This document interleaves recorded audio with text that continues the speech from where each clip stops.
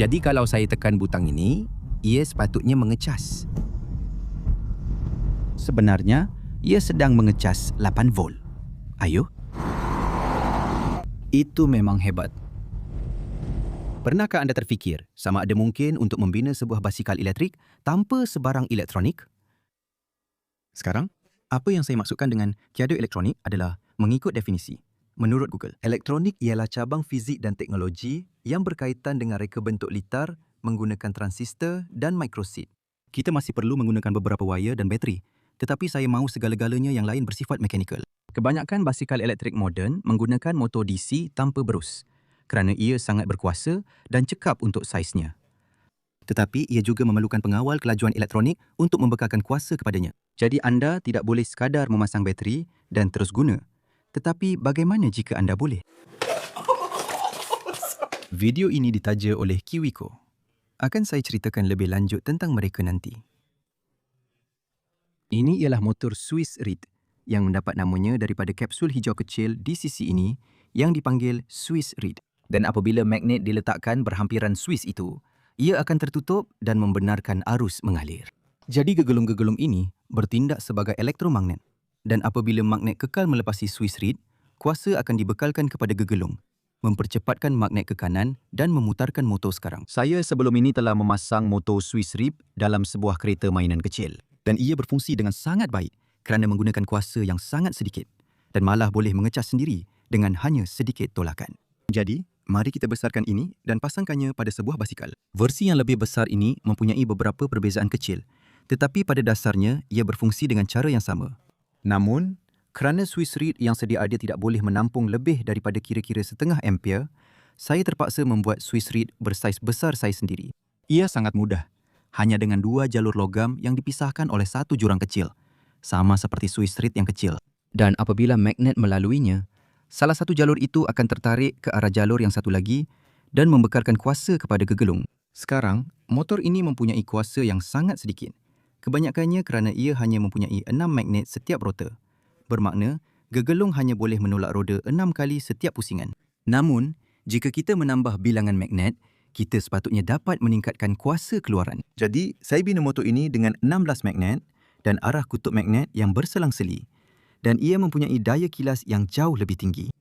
Walaupun Swiss Reed terpaksa diubah suai kerana magnet yang berselang-seli mengganggu pemasaan. Jadi, saya letakkan magnet kecil pada jalur fleksibel, supaya ia hanya tertarik kepada magnet yang mempunyai kutub bertentangan menghadap keluar. Nampaknya juga terdapat masalah sambungan elektrik dengan jalur nikel yang merosot dari masa ke masa akibat percikan api. Jadi saya cuba menggunakan sesentuh karbon yang biasanya terdapat dalam motor elektrik berberus.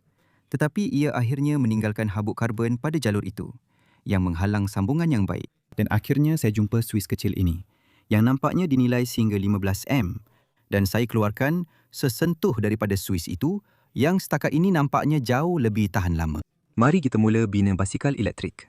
Basikal yang saya akan gunakan mempunyai rangka tiup yang ringkas, jadi ia mudah untuk direka. Model 3 dimensi dalam OnShape, iaitu program CAD berasaskan awan yang membolehkan saya mereka pelekap motor satu bahagian untuk e-basikal ini. Jika anda ingin mereka projek anda sendiri seperti ini, saya sangat mengesyorkan anda mencuba OnShape. Saya kemudian boleh mengeksport reka bentuk itu dan mula mencetak 3 dimensi. Yang saya putuskan untuk lakukan menggunakan Formlabs, Form 4 dan Form 4L kerana keupayaannya menghasilkan bahagian yang besar, kukuh dan sangat tepat. Memang sesuai untuk projek ini. Itu adalah pelekap motor dan teras motor yang secara literal akan memegang keseluruhan sistem bersama-sama dan memang hebat dapat menghasilkannya sebagai satu bahagian tunggal. Saya kemudian boleh menekan, memasukkan galas ke dalam bahagian itu dan memeriksa sama ada reka bentuk saya sesuai dengan rangka basikal. Dan sekarang, kita ada satu pendakap kukuh untuk memasang semua komponen. Yang pertama ialah gegelung yang saya cetak 3D menggunakan resin jernih. Jadi, gegelung sepatutnya boleh dilihat dari luar motor. Setiap gegelung ini mempunyai 300 lilitan dan ia dipateri dua-dua secara siri dan akhirnya akan ada 8 secara selari, menjadikan jumlah keseluruhan 16 gegelung dan 4,800 lilitan wire. Pada pendapat saya, ia nampak sangat hebat dan mungkin agak keterlaluan pada sebuah basikal. Langkah seterusnya ialah membuat rotor yang akan memegang magnet. Dan anda mungkin perasan rotor ini mempunyai lebih banyak slot magnet berbanding motor prototype. Dan itu kerana saya baru-baru ini terjumpa sesuatu yang dipanggil susunan Hallback jika anda lihat motor prototype dari sisi. Terdapat gegelung diapit di antara dua magnet dan kita mahu medan magnet di antara kedua-dua magnet itu menjadi sekuat mungkin. Jadi apabila kuasa dibekalkan kepada gegelung, kita memaksimumkan tork keluaran. Oleh itu, jika kita ambil magnet berselang-seli pada rotor dan letakkan magnet yang lebih kecil di antara mereka dalam orientasi tegak lurus ini, kita sebenarnya boleh mengalihkan sebahagian daripada medan magnet ke satu sisi, mewujudkan satu sisi yang lebih kuat dan satu sisi yang lebih lemah. Dan ini dikenali sebagai susunan Hallbach. Jadi, jika kita lakukan ini dengan cara di mana kedua-dua sisi yang lebih kuat menghadap ke dalam, ke arah gegelung, kita sepatutnya dapat meningkatkan tork. Dan saya sebenarnya telah membina satu lagi prototipe motor untuk menguji teori ini. I even had to mount the Dan jelas ia mempunyai kuasa yang jauh lebih tinggi.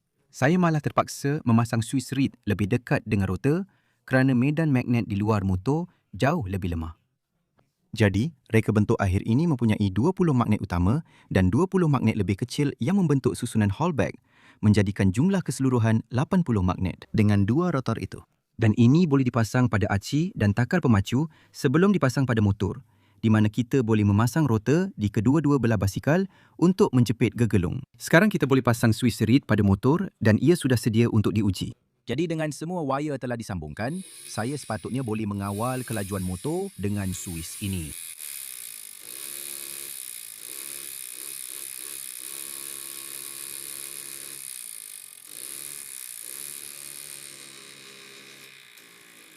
Despite running well below the 15 amps that these switch contacts are. Sekarang walaupun bila ada masalah, saya sentiasa belajar sesuatu. Sebab itulah saya teruja nak beritahu anda tentang KiwiCo. Kerana mereka mempunyai misi untuk memberi inspirasi kepada kanak-kanak supaya berinovasi. Saya sudah lama menjadi peminat KiwiCo dan kotak-kotak mereka sentiasa menarik. Untuk dibina, kualiti kotak ini dan perhatian yang diberikan untuk menjadikannya hadiah yang sempurna untuk mana-mana kanak-kanak. Maksud saya, ia memang sebuah hovercraft yang anda boleh bina di rumah tanpa sebarang alat. Terdapat banyak lagi kotak seperti ini untuk kanak-kanak dari semua peringkat umur. Dengan kelab KiwiCo mereka, iaitu satu siri pengembaraan pembelajaran praktikal yang menarik dengan 5 kelab untuk dipilih, anda akan meneroka topik-topik yang merangkumi budaya dan geografi, hingga teknologi, seni dan banyak lagi. Dan jika anda ingin menggunakan kemahiran sains, pengetahuan dan kejuruteraan anda dalam satu projek, terdapat juga KiwiCo Labs yang merangkumi projek seperti robot penghantaran kawalan jauh ini dan banyak lagi. Saya benar-benar percaya KiwiCo adalah hadiah yang menakjubkan untuk musim cuti ini. Dan ia adalah hadiah yang terus memberi manfaat bulan demi bulan. Jadi jika anda mendaftar menggunakan kod Tom Stanton, anda boleh dapatkan diskaun 50% untuk kotak kelab pertama anda atau dengan melayari kiwico.com/Tom Stanton. Jadi, sila semak pautan di dalam keterangan video. Walaupun beroperasi jauh di bawah 15 amp yang dinilai untuk sentuhan Swiss ini, ia cepat rosak atau kadang-kadang melekat bersama, menyebabkan motor terkunci. Tapi saya ada satu lagi idea terakhir untuk memastikan ini berfungsi. Dan penyelesaian yang berpotensi adalah tungsten. Tungsten mempunyai takat lebur tertinggi antara semua logam, iaitu kira-kira 3,400 darjah Celsius. Iaitu kira-kira 1,000 darjah Celsius lebih tinggi daripada keluli. Jadi saya telah memesan beberapa rod kimpalan tungsten dengan harapan dapat membuat sentuhan Swiss reed yang lebih tahan lama. Tetapi saya segera menghadapi masalah pertama saya. Nampaknya tungsten tidak boleh dipeteri. Sekurang-kurangnya dengan peteri yang saya ada dan pada suhu yang boleh dicapai oleh besi pemeteri saya. Penyelesaian saya untuk masalah ini ialah menggunakan peteri sebagai sambungan mekanikal kepada tungsten.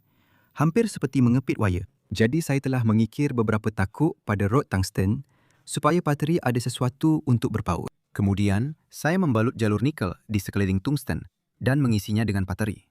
Jadi apabila tungsten ditolak masuk ke dalam tiup bateri cair dan disejukkan, ia akan mengikat kedua-duanya bersama. Dengan harapan sambungan elektrik yang baik, Swiss reed tungsten ini mungkin harapan terakhir saya untuk menghidupkan basikal ini.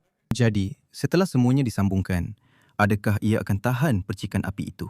Plastic, aside from a few bolts and the coils, which means it has very little resistance. Saya benar-benar tak dapat ungkapkan betapa gembiranya saya kerana ini berjaya.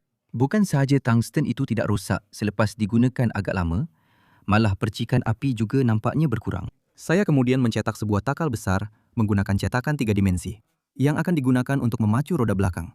Dan ini boleh dipasang pada roda dengan potongan yang muat di atas sproket asal basikal, serta dipasang kukuh menggunakan beberapa bolt.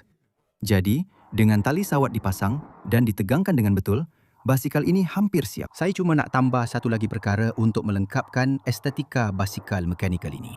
Sebuah voltmeter analog untuk melihat berapa banyak bateri yang tinggal, yang muat dengan sempurna di tengah-tengah hendal. Saya juga telah memasang 2 suis pada hendal dan ada sedikit pendawaian yang agak berserabut. Itu sepatutnya membolehkan satu suis mengawal kuasa kepada motor dan satu lagi suis untuk, harapnya, mengecas semula bateri secara regeneratif. Atau, dalam kes ini, satu pak superkapasitor kecil. Saya rasa saya perlu jelaskan tujuan di sebalik susunan ini. Motor elektrik biasa mempunyai teras besi yang sangat memperkuat kekuatan elektromagnet kegelung. Tetapi ia juga menyebabkan rintangan apabila motor tidak dibekalkan kuasa kerana magnet tertarik kepada teras tersebut. Manakala motor ini hampir sepenuhnya diperbuat daripada plastik, kecuali beberapa bolt dan gegelung, yang bermakna ia mempunyai sangat sedikit rintangan apabila berputar tanpa kuasa. Jadi, ideanya ialah ia akan terasa seperti menunggang basikal biasa dengan sedikit geseran daripada tali sawat yang tidak banyak pun. Dan kemudian bila saya menuruni bukit atau mahu memperlahankan kelajuan, saya boleh gunakan motor sebagai penjana untuk mengecas kapasitor-kapasitor ini. Kemudian, setelah dicas, saya harap ia cukup untuk memberi saya sedikit lonjakan kuasa bila saya perlukan.